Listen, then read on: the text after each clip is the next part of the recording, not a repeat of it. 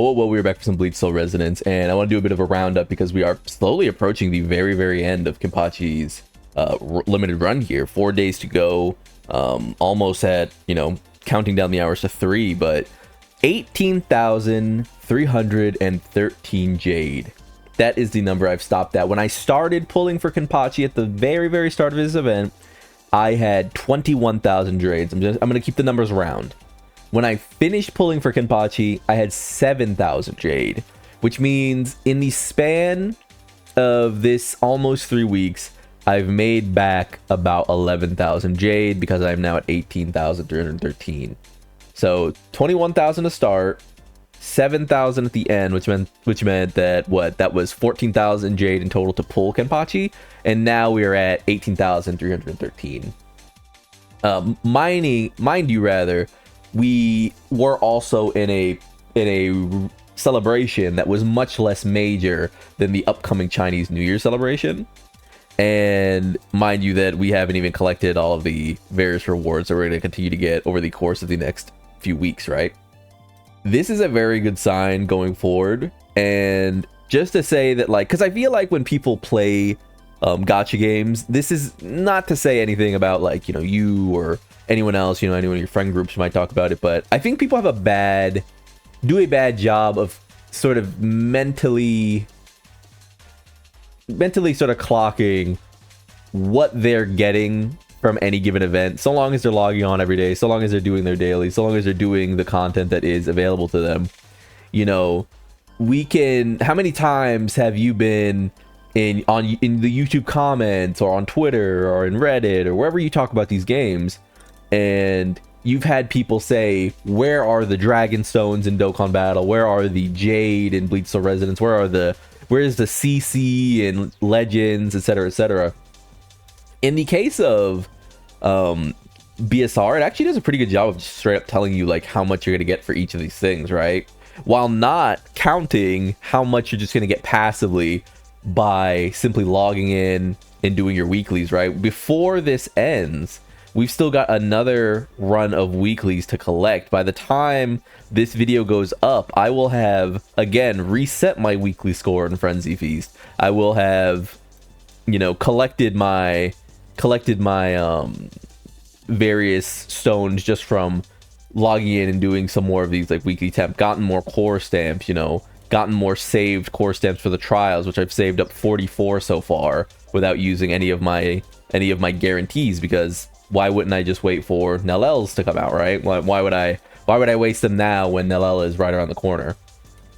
It's interesting, again, like I said, that the game chronicles how much you make pretty well. It does a pretty good job of chronicling all of the ways in which you can get stones. And just before I leave off of the screen, I just want to, of course, again, make sure that it is obvious that nothing has been paid for. You can see this is no paid gems over here, no paid Jade over here.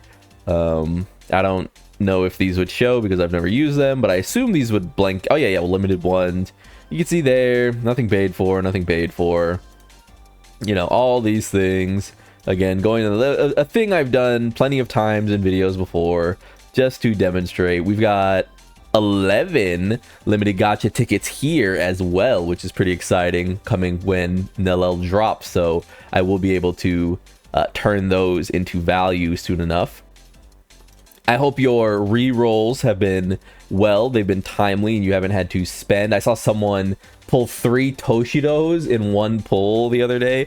I'm still waiting for my chance to get double SSR in any of my pulls. We're still holding on to that hope.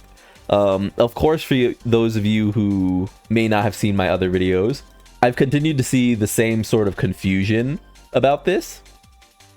But ask around for boundary information if you haven't seen my other video, because I'm seeing people say things like, man, boundary Zero Aizen really sees an increase once he's boundary 2, and it's like, no, not really. He sees a real increase when he's boundary 1. Try to get boundary 1 if you're someone who wants to pull for dupes and Aizen, and remember that 2 and 3 are sort of and then boundary 4 is when you can start talking about him as an actual DPS, main DPS unit, right? So that's something. I've seen people say that like Boundary 4 is when you could be talking about him as the uncontested best character in the game, right? Same goes with any of these characters, really. Try to get a handle rather on what actually are the dupe levels, because I could imagine someone being like, well, my Geen is Boundary 1. Is that good? And it's like, I mean, it's okay, but this one is certainly like much better. Like, obviously, right? It's giving a premium stat that it stacks up to 6 times, like that, you know, the stacks up to 6 times with your ultimate, right? Like, these are noticeable increases, and it's why boundaries aren't, you know, the end all be all if you don't actually like look at the thing that it's providing. You can see that here. I actually pulled on the standard banner. I got a 10 pull, decided to send a 10 pull on the standard banner, and ended up pulling another Yoruichi dupe, which is increasing her lightning seal stack to 8. And the thing about Yoruichi's lightning seal stack is I believe it should affect her passive, if I'm not wrong. Maybe it doesn't affect this, but otherwise it is the thing that gives her strike damage, right, up to a maximum of, you know, 8 times. So, you know, literally double the default amount, which is 4. So very, very, very powerful. Other than that, though, you know, as we can get into like content, like make sure you're doing your actual Hueco Mundo Showdown. There's a lot of Jade in here. We only have a few more days before we get the inner Las Noches. I have already cleared out. I've placed at 109,866, which has earned me top 37, which is pretty good. I mean, I'm free to play, so anything, you know, in that range. I wish I could see if anyone's like duped around me, because I'm sure they are, but anything particularly like placed, any numerical placement is always pretty impressive. If you're having trouble with like placing, essentially just take the points that are in the top half of the tree and don't worry about these bottom ones. You want percentages and you want the highest possible point structures. If you're having trouble getting the 3 counterattacks, I mean, you don't really need to wait out the, you know, it's not something that you need to focus on like to get these counterattacks. If you have Aizen, it'll do it.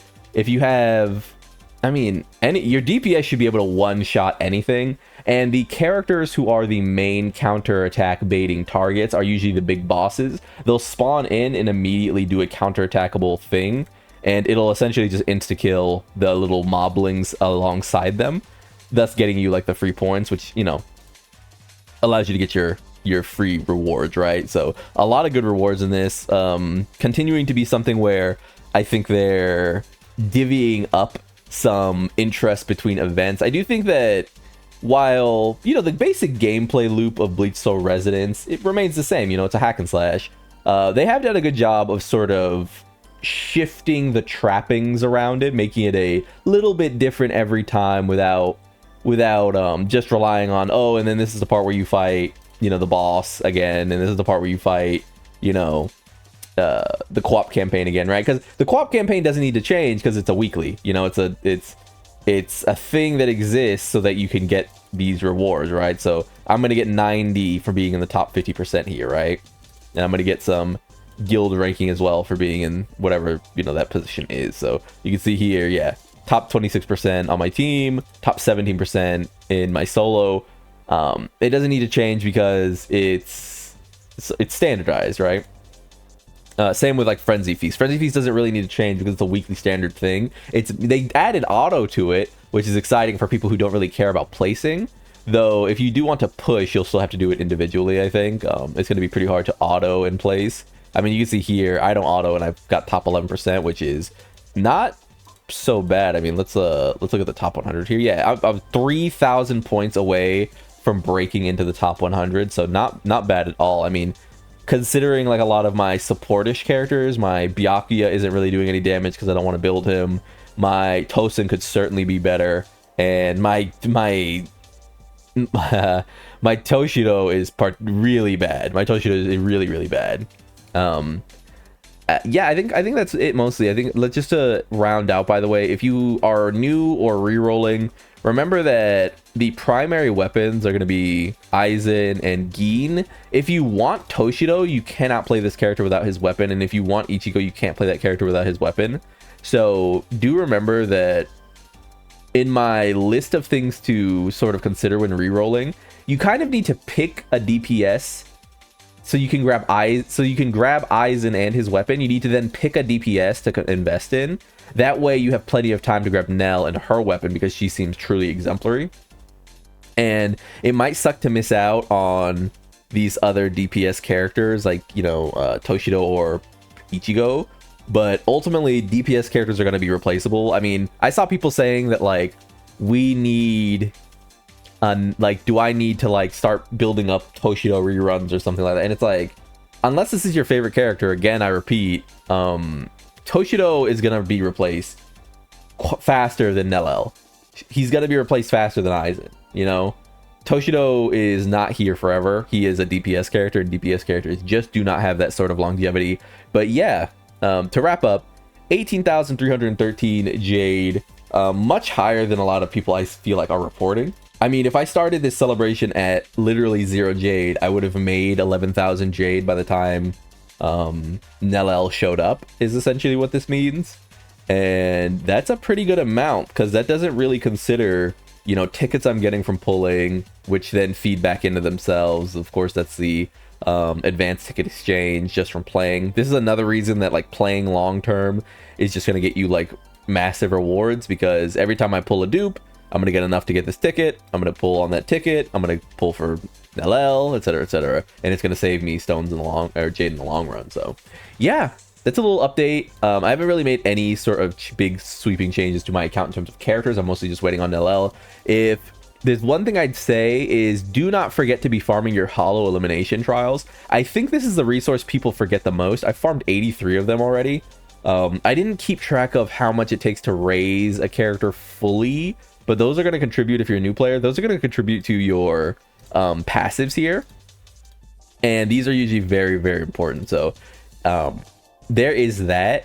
I otherwise have been keeping track of my con, which is at 3 million, my actual like leveling materials, like my Tamahagane and my insights, as well as, you know, picking up my stamps and the like. Mostly though, it's come down to farming the hammers for her actual weapon stamp, like raise, her weapon ascension, as well as various things like keeping my stamp ectoplasm very high, getting the character ascension materials. I don't plan to take her to 100 or anything. She'll probably end up being like Aizen, where at most she goes to 90, you know, along with these characters right here. And I'm going to continue to reserve 100 for, you know, characters that I feel like I really vibe with, the characters like Aizen, the characters like Kenpachi, etc., etc. So yeah, with all that being said though, nice little roundup. Like if you like the video, subscribe to the club, we all go make it, and peace.